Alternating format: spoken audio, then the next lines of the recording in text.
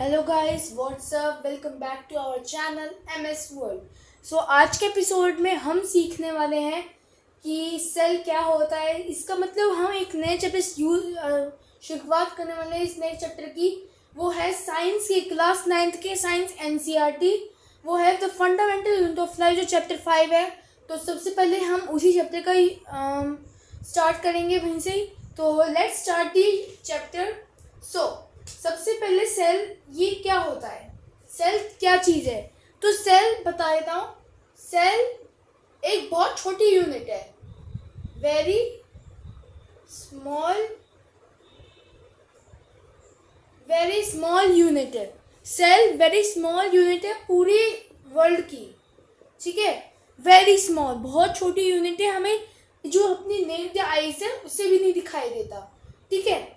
तो सबसे पहले हम यही पढ़ेंगे और ये पढ़ेंगे कि सेल की किसने रिसर्च करी, किसने इन्वेंट करा सेल को, ठीक है। तो हम पहले वो पढ़ते हैं कि किसने सेल की डिस्कवरी करी। तो सबसे पहले आ जाता है हमारा क्वेश्चन इन 1665 में किसने सेल डिस्कवर करी थी, मतलब किसने सेल डिस्कवर करी थी। अब वो जो है वो है रॉबर्ट हुकर। मैं आपको लिख देता हूँ यहाँ पे 1665 इक्वल्स टू रॉबर्ट हुक, ठीक है। रॉबर्ट हुक ने सेल की डिस्कवर करी थी। कौन सी सेल की? इन्होंने भी अलग सेल की डिस्कवर करी थी, वो है डेड सेल। राइटिंग को थोड़ा इग्नोर करना गाइस। इन्होंने 1665 में रॉबर्ट हुक ने डेड सेल का डिस्कवर करा था, जो वो भी सिंपल माइक्रोस्कोप से।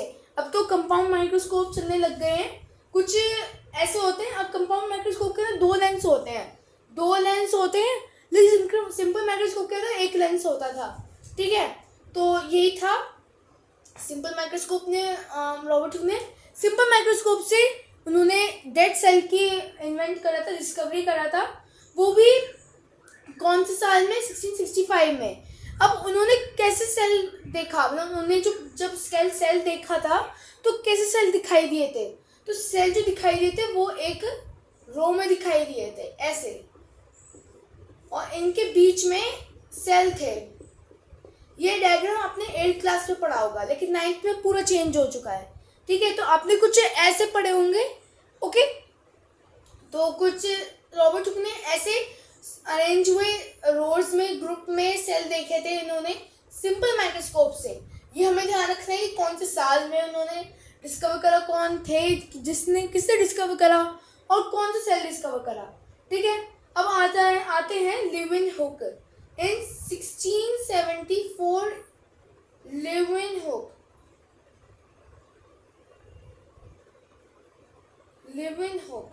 ठीक है।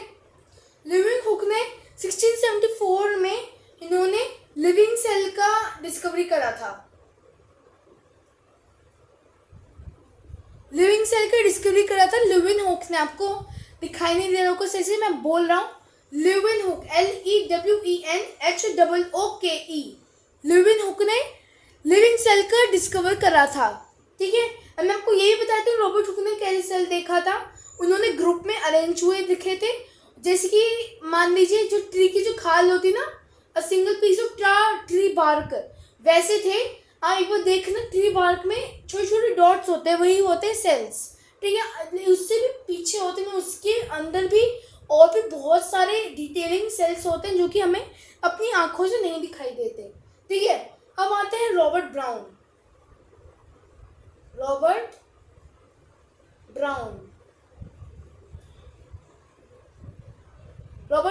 इन्होंने कौन सा सेल का डिस्कवर करा था?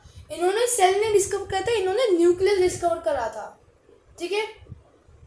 ध्यान से समझना बच्चों, क्योंकि ये तीन भी बहुत इंपॉर्टेंट है। लेकिन रॉबर्ट हुक और भी बहुत सारे हैं साइंटिस्ट, वो एग्जाम में हर और जरूर आते हैं पूछने के लिए कि कैसे करता है। रॉबर्ट हुक ने 1665 में डेड सेल का डिस्कवरी करा था। लेविन हुक ने 1674 में लिविंग सेल का डिस्कवर करा था। रॉबर्ट ब्राउन ने न्यूक्लियस का डिस्कवर करा था। अब आना सबसे इम्पोर्टेंट साइंटिस्ट जो कि एग्जाम में आता आता ही आता है, आपने 8th क्लास में भी देखा होगा, आएगा ही आएगा। इसे मैं रफ कर देता हूँ। And don't forget to subscribe and like and share to my videos. Okay, तो सबसे इम्पोर्टेंट है Schwann and Schleiden. Schwann and Schleiden, ठीक है। तो इन दोनों ने क्या डिस्कवर करा था? इन्होंने एक स्टेट दिया था, एक स्टेटमेंट दिया था कि cells are the basic unit of the life. Cells are the basic unit of life. Writing को इग्नोर करना guys. Cells are the basic unit of life. इन्होंने एक और स्टेटमेंट दी थी कि cells are the structure and functional unit of the life. ठीक है, सेल्स स्ट्रक्चर भी होते हैं और फंक्शनल भी करते हैं। ठीक है, तो ये स्टेटमेंट दी थी इन्होंने। ठीक है, अब आता है एक और इम्पोर्टेंट साइंटिस्ट। ये तीन जो रॉबर्ट हुक, शवान एंड शील्डन और एक और है, वो एग्जाम में जरूर पूछने के लिए आते हैं कि कौन साल में क्या क्या डिस्कवर करा। अब आते हैं रुडोल्फ विर्चाउ। नाम अजीब अजीब से है लेकिन आपको याद करना पड़ेगा। ठीक है, रुडोल्फ विर्चाउ। ओके, ठीक है। रुडोल्फ विर्चाउ ने क्या कहा था? Omnis,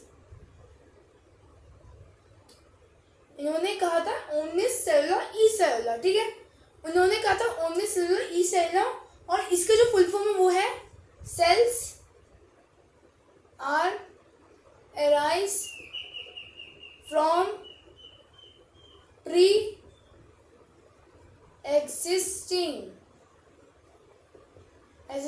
cells। इन्होंने ये कहा था कि जो सेल्स होते हैं वो प्री एग्जिस्टिंग सेल से अराइज होते हैं। सेल्स आती है arise from the pre existing cells. जो रुडोल्फ विर्चाउ और Robert Hooke and living hook ने शवान एंड शील्डन, ये तीन बहुत इंपॉर्टेंट है। और जो मैंने अभी तक ये सारे साइंटिस्ट बताए, लिविंग हुक, रॉबर्ट ब्राउन, ये भी बहुत इंपॉर्टेंट है, ये भी एग्जाम में पूछे जाता है कभी कभार। लेकिन जो रुडोल्फ विर्चाउ और Robert Hooke and शवान and Schleiden, ये तो जरूर पूछे जाएंगे आपसे। ओके, अब आता है सबसे इम्पोर्टेंट क्वेश्चन जो हर बच्चे का कंफ्यूजन होता है कि what are the types of the cell and what are the shapes of the cell. Okay, तो आज हम यही करते हैं इसका।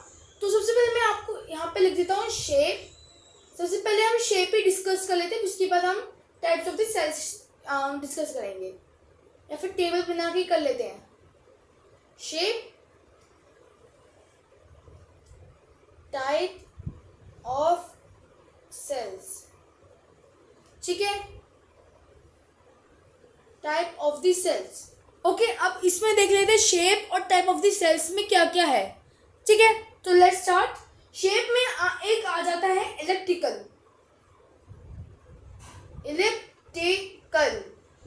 ओके, तो ये इलेक्ट्रिकल किस टाइप ऑफ सेल है? ये है फैट सेल। ये थोड़े फूले फूले हुए होते हैं। ओके, मेरी लैंग्वेज को थोड़ा इग्नोर करना। फैट सेल्स, ये आप साथ साथ पे नोट भी करते जाना।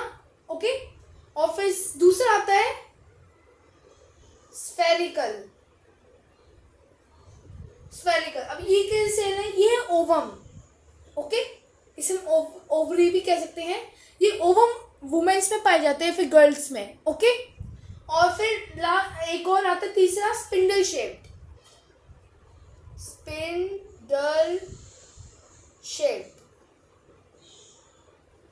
ओके, तो ये कैसे होते हैं? Smooth muscle